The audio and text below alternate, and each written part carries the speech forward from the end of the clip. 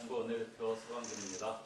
연휴 기간에도 불구하고 취재를 위해 자리해주신 언론 여러분께 특별히 감사드립니다.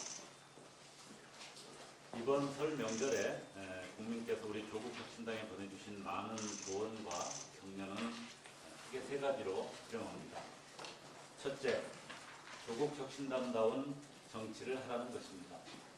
둘째, 이재명 정부 성공에 강력한 패빙선이 되라는 것입니다. 셋째, 국민의힘을 비롯한 극우 내란 세력을 완전히 청산하라는 명령이었습니다. 국민의 뜻을 엄중히 여기고 이를 실천하기 위한 3대 개혁에 매진하겠습니다. 먼저 정치개혁에 대해 말씀드리겠습니다. 분단체제와 지역주의 기반의 거대 양당 독식체제로 구조화된 우리 정치는 극단적 진영정치와 비정상적인 중앙집중 권력 구조, 그리고 일당 독점 지방정치의 폐해가 개선의 기미 없이 누적되어 가고 있습니다. 그 참담한 민낯이 민주적 기본질서를 부정하는 내란 사태이고 본공천과 부정선거의 악순환이며 행정권력과 의회 권력이 한 정당에 의해 독점되는 기형적 지방자치 현실입니다. 정치개혁 없이는 완전한 내란 청산도, 국민 주권의 강화도, 지방혁신도 불가능합니다. 촛불혁명에 이어 빛의 혁명이 꿈꾸는 새로운 대한민국을 향한 진보도 요원합니다. 과거를 후퇴하는 국민의힘과 미래를 선도하는 민주세력 간의 극명한 차이가 바로 이 정치개혁의 실천 여부에 있습니다. 이러한 정치개혁이 결국 집권의 기반을 넓혀 이재명 정부 성공에 결정적으로 기여할 것임을 확신합니다. 조국혁신당은 개혁 진보 사당 및 시민사회와 함께 정치개혁을 위한 강력한 행동에 나설 것입니다. 정치개혁에 공감하고 동의하는 많은 민주당 의원들과도 연대할 것입니다. 동시에 이번 지방선거와 개헌 국민투표 동시 실시에 동의하는 민주개혁 진영의 모든 세력과 힘을 모아 지방분권 개헌연대 구성을 추진하겠습니다. 반드시 개헌의 물꼬를 트고 정치개혁을 완성하는 길을 열겠습니다. 민주당과의 선거연대에 시선이 쏠리고 있습니다. 조국혁신당은 이번 지방선거에서 국민의힘을 완전히 몰아내고 지방정치 혁신을 이루기 위한 극우 내란 청산연합이라면 어떠한 방식이든 마다하지 않겠습니다.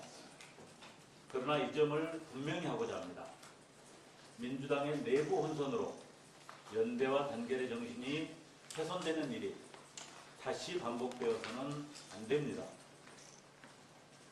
지방선거를 앞둔 시점에 연대와 통합을 위한 추진준비위원회를 제안해놓고 당 내부가 복잡하니 선거연대는 아직 논의 대상이 아니다, 이런 식의 이해할 수 없는 주장을 하는 것은 집권 여당의 책임 있는 태도와는 거리가 멉니다. 추진준비 구성 전에 분명한 입장 정리가 선행되어야 합니다.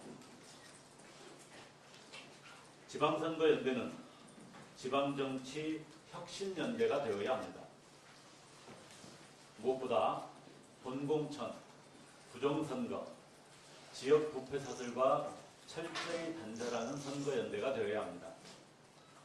모든 정당이 부패 후보를 완전히 배제하고 문제 발생 시 당도 해당 지역 공천 배제 등 책임을 함께 지는 돈공천 방지법을 신속히 통과시켜야 합니다.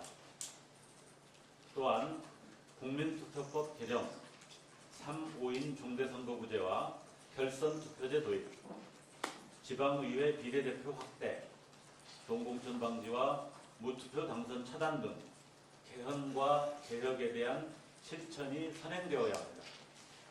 그 시작으로 광주와 대구 두 지역에 광역단체장 결선투표제, 그리고 광역의원 무투표 당선 금지법 시범 도입을 제안합니다. 이미 2022년 기초의원 선거구 3인 이상 선거구제 시범 도입을 합의한 전례가 있습니다. 거대 양당의 일당 독점 권력이 가장 공고한 상징적인 지역부터 시작합시다. 민주당의 전향적 결단을 기대합니다. 정치개혁과 개헌은 극우 내란분당 국민의힘을 국민 주권의 이름으로 심판하기 위한 필수 관문이자 연대의 진정성을 판단하는 리트머스 시험지입니다. 거대 양당에만 유리한 제도적 장치를 없애거나 줄이고 의회의 민심 비례성을 높이는 순간 분단체제와 지역주의에 기반한 극우 내란 세력의 힘이 현저히 약화되고 한국 정치에 큰 변화가 일어날 것입니다. 현재 민주당은 검찰개혁, 사법개혁 등 기득 권력을 분산시키고 주권자 국민의 통제를 강화하기 위한 개혁 전선에서 빛나는 리더십을 보여주고 있습니다. 권력기관 개혁과 함께 새로운 대한민국을 만들기 위해 필수적인 정치개혁 앞에서 작은 정치적 이익에 매몰되거나 어떻게 해도 지방선거 압승이라는 안이한 꿈에 취한 민주당이 아니기를 바랍니다.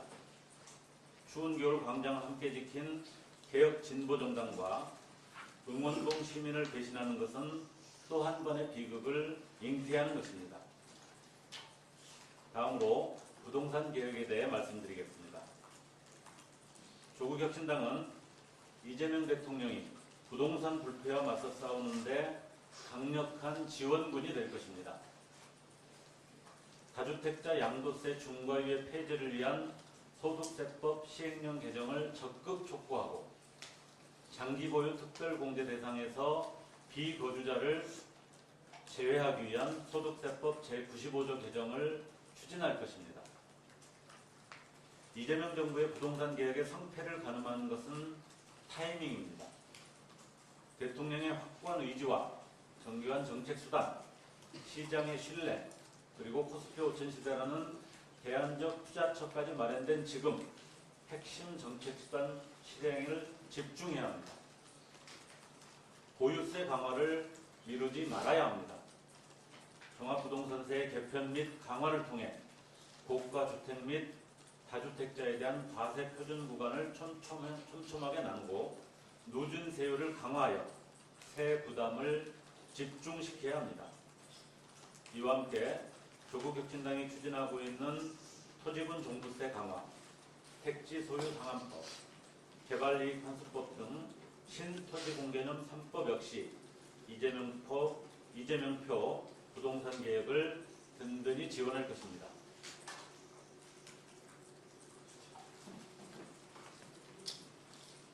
(2월) 중 조국혁신당 토지공개념 입법 추진단 주도로 입법 발의를 마무리하고 포럼과 토론회 등을 통해 활발한 공론화를 시작할 것입니다.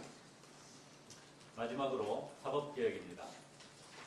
12.3 내란으로 사형이 구형된 윤석열에 대한 법원 선고가 하루 앞으로 다가왔습니다. 제2의 내란 발발을 원천 봉쇄하는 사법부의 판결을 촉구합니다. 온 국민의 불신과 분노를 직시하기 바랍니다. 국민의 만성화된 사법 불신에는 조의대 사법부, 조의대 법원행정처가 있습니다. 내란 재판을 뒤흔들며 온갖 널뛰기 판결로 무죄 퍼레이드를 벌여왔기 때문입니다.